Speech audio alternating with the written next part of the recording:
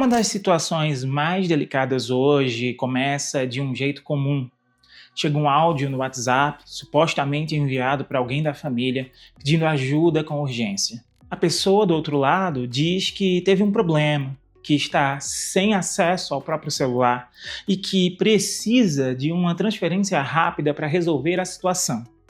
A voz parece familiar, o tom parece conhecido e é exatamente aí que o golpe ganha força.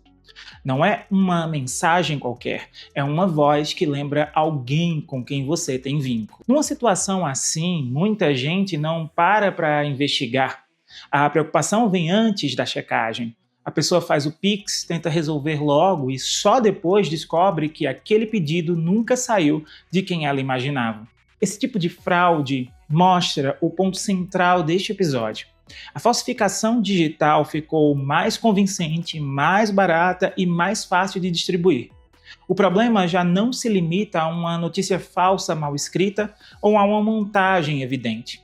Agora a mentira pode chegar com um tom e aparência profissional. Eu sou o Raul Silva e este é o Estopim Tech.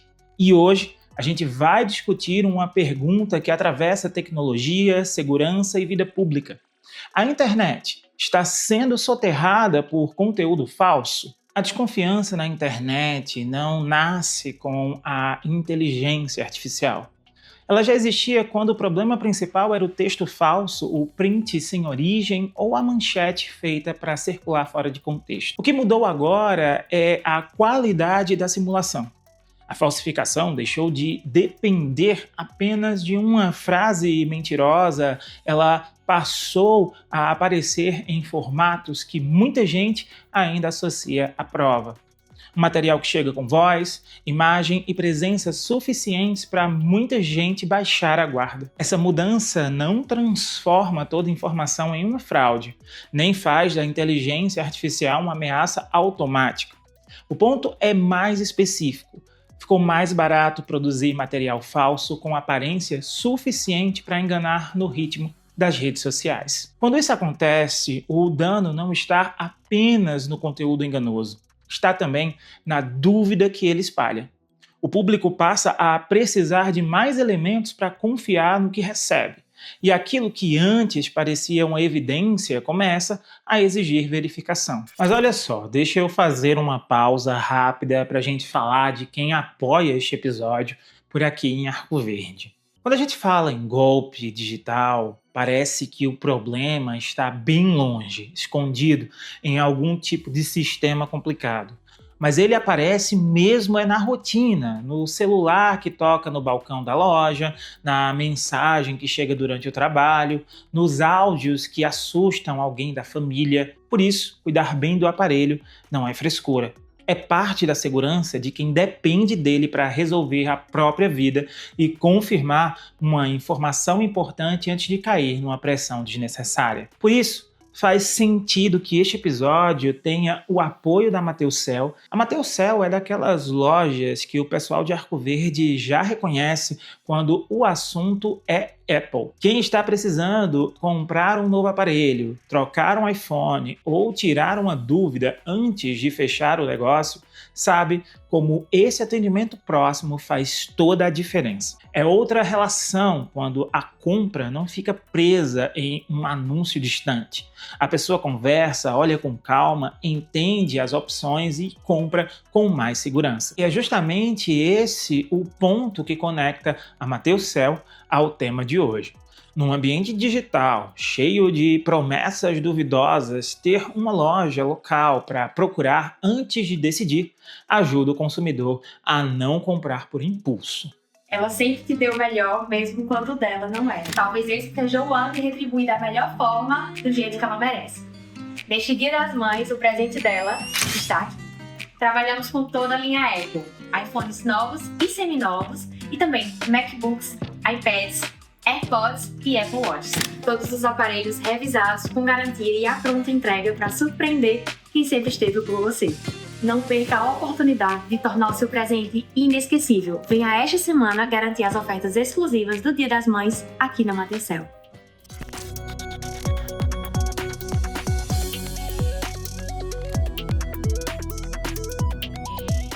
Esse material falso, com aparência convincente, costuma receber um nome mais técnico: conteúdo sintético. A expressão parece distante, mas descreve algo que já aparece na rotina de quem usa a internet.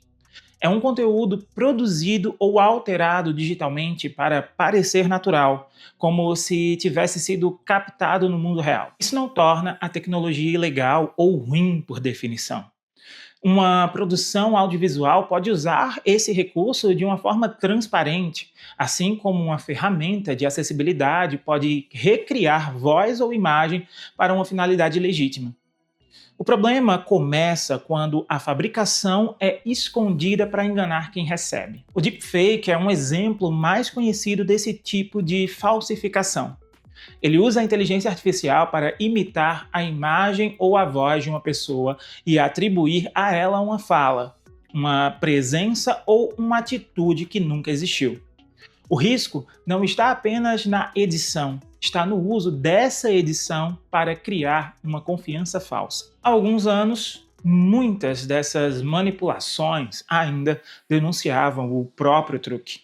Hoje, parte desses sinais ficou mais discreta e a circulação rápida nas redes diminui o tempo de dúvida. A pessoa recebe, se assusta, acredita ou encaminha antes de procurar a origem. E é nesse espaço curto entre o impacto e a checagem que a fraude consegue avançar.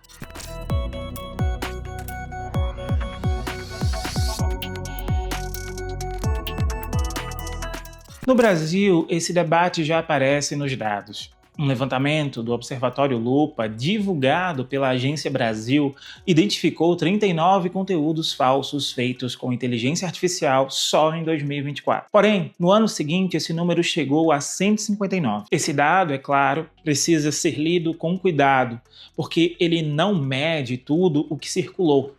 Ele mostra apenas o que foi encontrado e verificado. Ainda assim, a mudança de escala é suficiente para indicar que a inteligência artificial deixou de ser um recurso ocasional dentro da desinformação e passou a entrar na rotina de quem produz fraude informacional. No começo, boa parte desses conteúdos apareceu em golpes comerciais, principalmente em anúncios com aparência de oferta legítima e uso indevido da imagem de pessoas reconhecidas. Depois, o mesmo tipo de recurso passou a ganhar espaço em disputas políticas e campanhas ideológicas. Essa passagem também é muito importante. No golpe financeiro, a vítima perde dinheiro. Já na desinformação política, o prejuízo atinge a confiança pública, porque a dúvida fabricada interfere na forma como as pessoas enxergam instituições, notícias, adversários e até mesmo registros verdadeiros. Um caso brasileiro ajuda a entender essa lógica. A Reuters noticiou uma investigação envolvendo golpistas que usaram deepfakes da Gisele Bündchen e de outras celebridades em anúncios no Instagram. A pessoa via uma figura conhecida, via uma oferta com a aparência de campanha oficial, clicava, pagava uma taxa pequena e esperava receber o produto.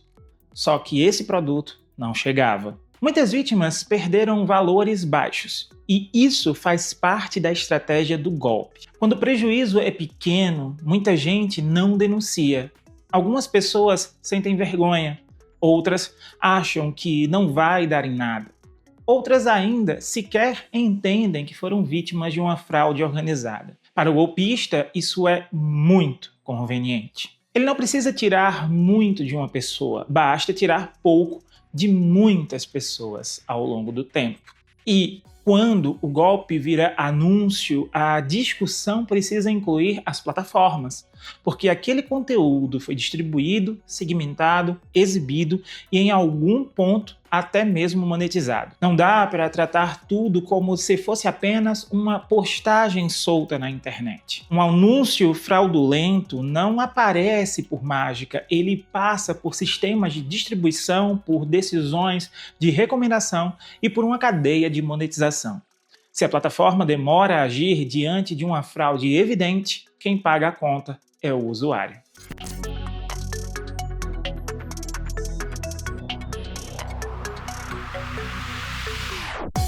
O uso político dessa tecnologia é ainda mais sensível. O Tribunal Superior Eleitoral, TSE, já atualizou as regras da propaganda eleitoral para lidar com o uso da inteligência artificial. Quando uma campanha usa conteúdo sintético, o eleitor precisa ser avisado de forma clara. Além disso, está proibido usar deepfakes para favorecer ou prejudicar uma candidatura. E a razão é simples. Uma eleição não acontece apenas na urna, ela acontece no ambiente de informação que cerca o próprio eleitor. Um áudio falso divulgado perto da votação pode não convencer todo mundo, mas ele pode criar dúvida, raiva, medo ou até mesmo confusão. E em política, às vezes, a dúvida já é suficiente para produzir algum dano. Olha só. O objetivo de uma peça falsa nem sempre é fazer a pessoa acreditar completamente. Muitas vezes, basta fazer a pessoa pensar. Ninguém presta, não dá para confiar em nada, é tudo manipulado. Esse tipo de cansaço favorece principalmente a quem vive de desordem informacional e institucional também. Quando a população passa a tratar tudo como suspeito, a mentira não precisa vencer a verdade. Ela só precisa atrapalhar o reconhecimento da verdade em si.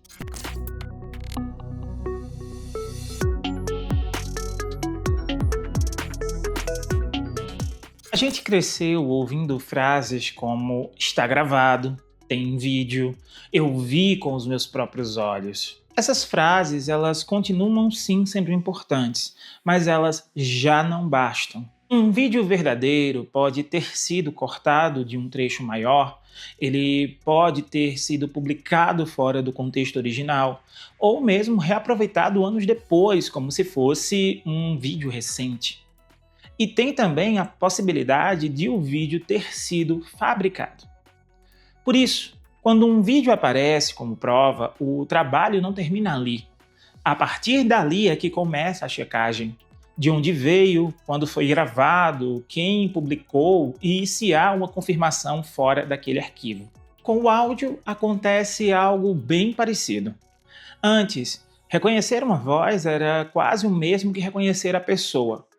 Hoje, isso já não basta, principalmente quando existe pedido de dinheiro, por exemplo, ordem de pagamento, denúncia grave ou mesmo uma pressão para agir muito rápido. É aí que o problema sai da teoria. Uma família pode receber um áudio falso pedindo ajuda, exatamente como o exemplo que nós conversamos lá atrás no início do episódio de hoje. Uma empresa pode ser pressionada a liberar uma transferência. Uma redação de um jornal pode receber um vídeo sem origem clara. Uma campanha eleitoral pode ser atingida por um material fabricado na véspera da votação. E essa dúvida abre um outro caminho perigoso. Se a falsificação ficou possível, uma pessoa flagrada em um vídeo verdadeiro também pode tentar escapar dizendo que aquilo foi feito por inteligência artificial. Esse fenômeno é conhecido como dividendo do mentiroso. Na prática, é uma brecha de convivência. A pessoa não precisa provar que o vídeo é falso, ela só precisa plantar uma dúvida suficiente para enfraquecer a prova. Esse é o estrago mais difícil de medir. O deepfake não serve apenas para fazer uma mentira circular como se fosse verdade. Ele também dá munição para que uma verdade incômoda seja descartada como uma falsificação.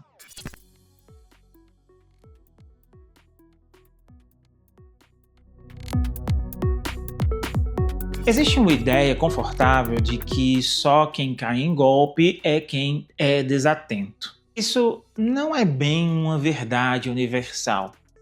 Uma fraude bem feita explora momentos de pressão, ela usa medo, urgência, autoridade e afeto. Se um áudio parece vir de uma pessoa da família, a reação não é apenas racional.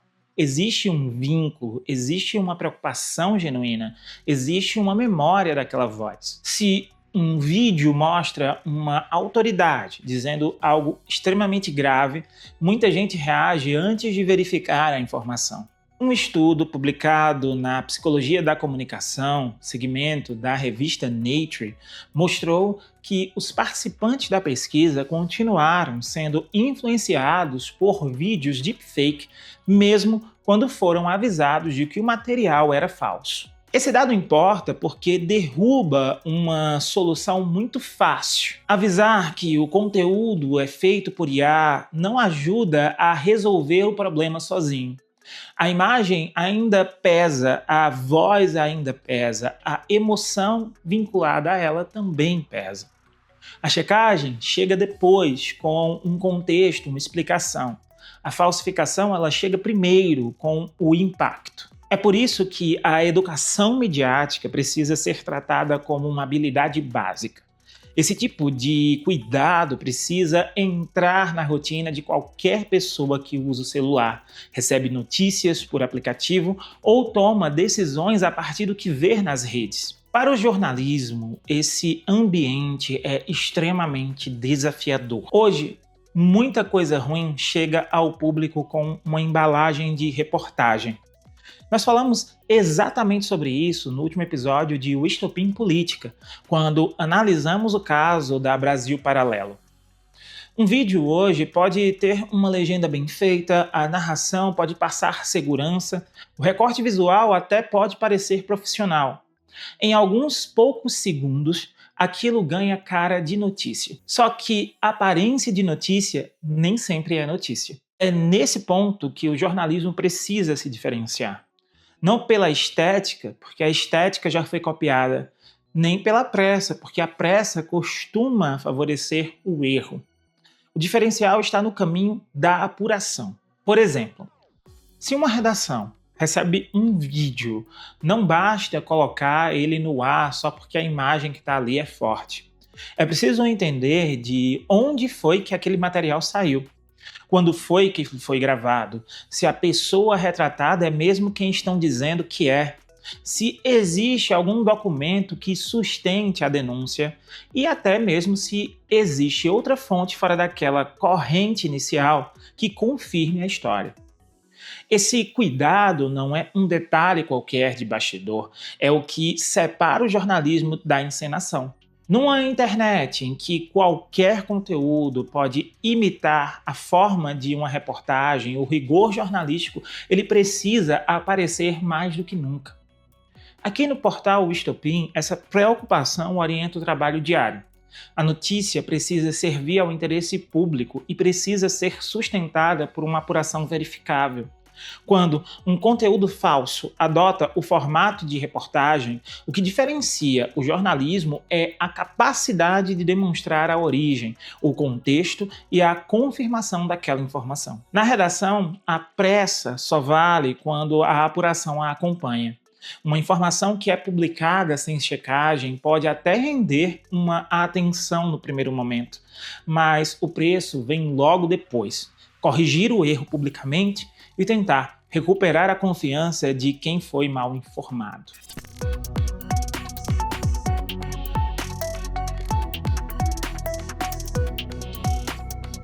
A defesa mais importante continua sendo a decisão que a pessoa toma antes de clicar, responder, pagar ou compartilhar. E essa defesa não tem nada a ver com viver desconfiado de tudo. A desconfiança permanente também traz prejuízo, porque reduz a nossa capacidade de reconhecer uma informação bem apurada. O cuidado necessário é mais objetivo: confirmar a origem do conteúdo antes de tomar uma decisão. Se um áudio chega pedindo dinheiro, principalmente com um tom de urgência, a primeira atitude não deve ser responder na mesma conversa. O mais seguro é ligar para a pessoa pelo número que você já conhece e confirmar a história fora daquele contato suspeito. Parece meio óbvio, mas às vezes o óbvio precisa ser dito, pois escapa aos nossos olhos em momentos tensos, como os provocados por golpes desse tipo. O mesmo vale para uma promoção com o rosto de uma celebridade. Em vez de seguir o link do anúncio, procure a página oficial da marca ou da loja. Golpes desse tipo costumam funcionar porque pegam a pessoa no impulso, com a oferta que parece boa demais para exigir desconfiança. Lembre-se daquele velho ditado: quando a esmola é demais, o santo desconfia. Na política, o cuidado precisa ser ainda maior. Um vídeo forte divulgado perto de uma votação ou no meio de uma crise deve ser tratado com calma. Antes de acreditar ou repassar, procura saber se há informação ou confirmação em veículos confiáveis, se a pessoa envolvida se manifestou e se o material aparece em outras fontes com um contexto mais claro. Se a mensagem tenta levar você a decidir na hora, pare e confirme por um outro caminho. E o ponto mais importante é o compartilhamento. Quando você envia uma mensagem sem ter certeza, você não está apenas repassando um arquivo, você está emprestando a sua confiança para aquilo. Muita gente acredita porque recebeu de alguém conhecido. Por isso, se a informação ainda não foi confirmada, o melhor é não colocar o seu nome na circulação dela. É claro que existem os detectores de deepfake, existem as marcas d'água, existem padrões de procedência digital, como as credenciais de conteúdo, por exemplo, que tentam registrar a origem e as edições de uma imagem ou de um vídeo. Essas ferramentas são importantes, mas nenhuma delas resolve tudo sozinha. Um detector ele pode falhar, principalmente quando a fraude foi feita com uma técnica recente. Além disso, parte das informações que ajudariam a confirmar a origem de qualquer arquivo pode se perder quando o conteúdo passa por aplicativos e redes sociais. A lei também não acompanha esse ritmo na mesma velocidade. E esse intervalo entre a fraude e a resposta das instituições é justamente o espaço que o golpista usa para continuar atuando. Por isso, a resposta ela precisa combinar várias camadas. A saída passa especificamente por uma divisão clara de responsabilidades. As plataformas elas precisam agir com mais rapidez. O jornalismo precisa sustentar a informação com apuração. O poder público precisa atualizar as regras e o público precisa incorporar a checagem à sua rotina. A questão é não entregar a confiança no automático. Quando o conteúdo mexe com dinheiro, reputação ou decisões políticas, a verificação precisa vir antes da reação.